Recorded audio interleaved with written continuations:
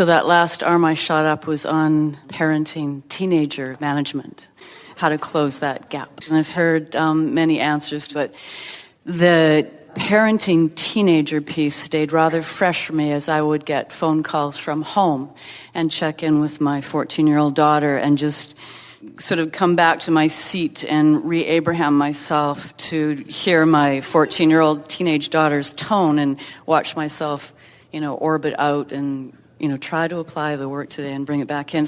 And I've spoken to you about her years ago when she was just an infant. And I think she's just, lots of energy. All 4 of the children that Janusz and I have parented have been really pretty loaded in that way. And this daughter of mine has, and I attribute some of it just to teenage years and discovering oneself at that time, and especially for a young girl, all of the internal energy that she's dealing with and, just all the evaluation she has to do. But I have zero tolerance and talk about, spiking anger at the tone of voice that she chooses to direct at Janusz or myself, or her younger sister for that matter in the house. And as much as I, Abraham myself all over the place and have for years with you and, can adjust and tweak, I just get shattered in this place. I am blinded by it and I want to go, for the kill. There's something in me that gets so... Well, it's logical. Now, let's talk about it. We want to say, and not in a trite or trivial way, so what's really bothering you here? Well, I take it very personally. So what's bothering me, I guess, is this disrespectful tone. But let's try to get to the vibrational heart of this. Mm-hmm. The disrespectful tone is one thing, and her life experience will bring her into interaction with many, and she will discover ways of interacting that will work for her, and she will be like most people who will learn to modify her personality to get what she wants, and she will learn to behave in the way she's expected to behave, and that you get more flies with honey than you do with vinegar, and in time she will modify her behavior and she will be a less authentic person. But that really is not what we want to talk with you about. Right. What we want to talk with you about is, why does it bother you so much? Why does that disrespect that she flings at you, why does it reach you so?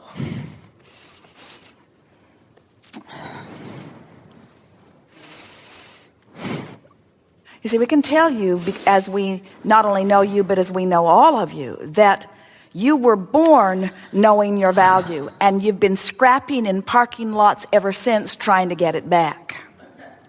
And so it's really an interesting cycle that we see with so many of you, where your parents, and we love them, but they knew not what they did. They robbed you of your sense of your own value, and now you're scrapping to get your own sense of value back, and just when you think you've almost made it, your children come forth and remind you haven't.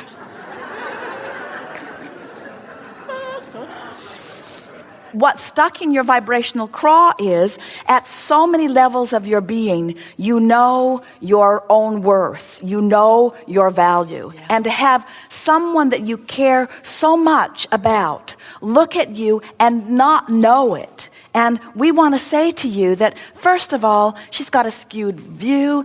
Nobody can know you like you know you, but we do want to say to you that if you really knew your value, you would be evoking the respect that you want. When you get to the place that you can evoke the respect that you want, you don't need it. Because the respect is just a temporary filler for the connection with source that you're always reaching for. So you live life and you launch rockets of desire, and you become more and you become more and you become more and you become more. And source just keeps saying, come on, come on, come on. Look what we are becoming. Look what we're becoming. Come on, come on, come on. And when you come along, you just get clearer and surer and stronger and have more fun and more confident about who you are. But when you are like most people, and instead of coming along and just closing that gap because it feels good to do it, what most do is they check on what's happening outside of them to see how they're doing. How am I respected by society? How am I respected by my peers?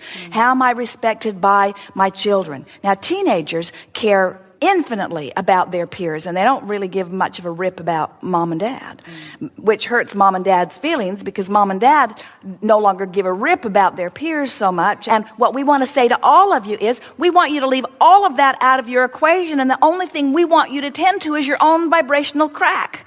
We just want you to close that gap between you, and when you do, your sense of value and worth will be so complete that when you look at a child, even in her outrageous, in the moment disrespect for you, your alignment with Source will cause you to flood her with love, not discomfort.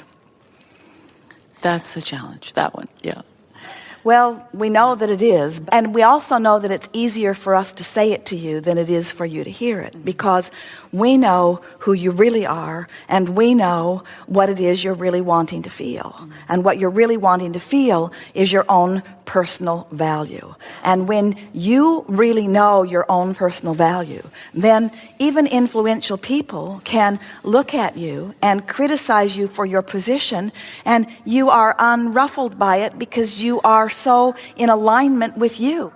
There are a lot of people who are reaching for their alignment and don't find it. And then they say, what do you think? What do you think? What do you think? What do you think? What do you think? What do you think? And they get so much contradictory information from so many others. And if there is a topic that is more like that than parenting teenagers, we don't know what it is. In other words, there are so many people that say, oh, you've got to offer tough love. And there are so many people that are saying, well, you need to be more nurturing. And here we are saying to you, you need to take their response to you out of the equation, and you need to work on your own response to you. And when you get your own response to you in vibrational alignment, then it will become irrelevant what anybody else's response to you is. And when that happens, their response will be one of respect. Because when you are in alignment with who you are, you send out a signal that is so powerful that it influences people. People, they might not agree with you, but they will know that you are unyielding relative to whatever the subject is that is active that they are focused upon.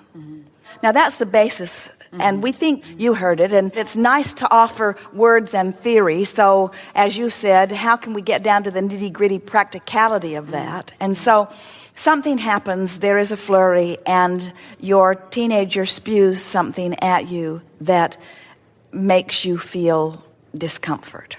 The question that we want to put to you, and we threw it up just a little bit ago, and it's the reason that you were so inspired to get here in this chair. It happened in that moment, in fact. Your words were so angry that you would like to kill. What were your words? Kill zone, yeah.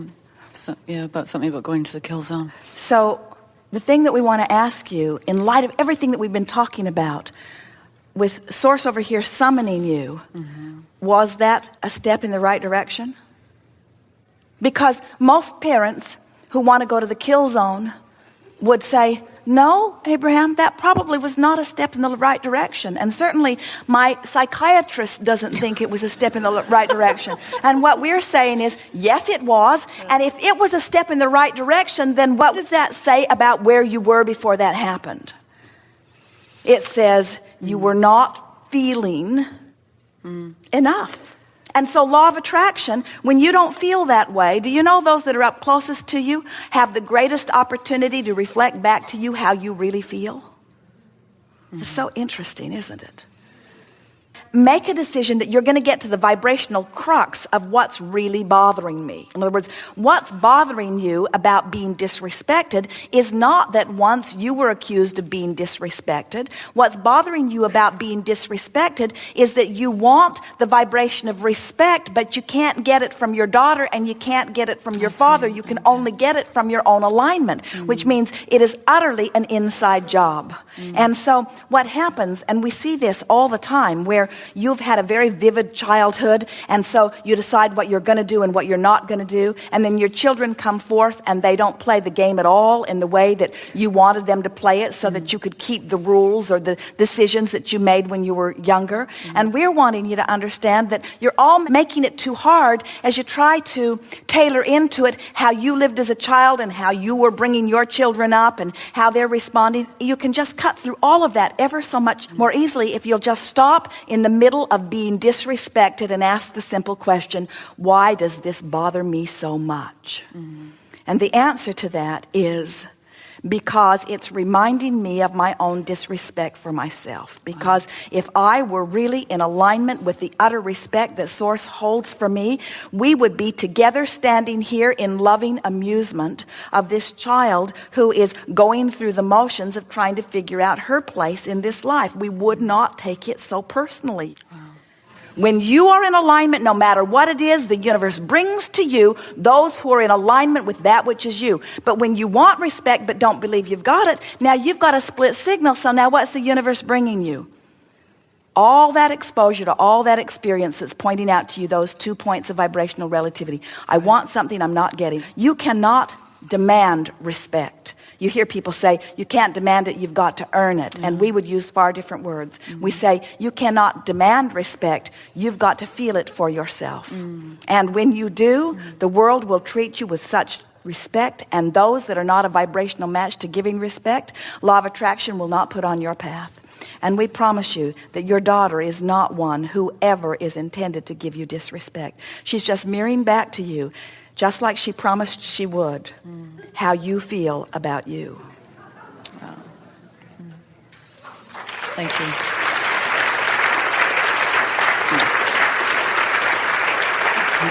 you.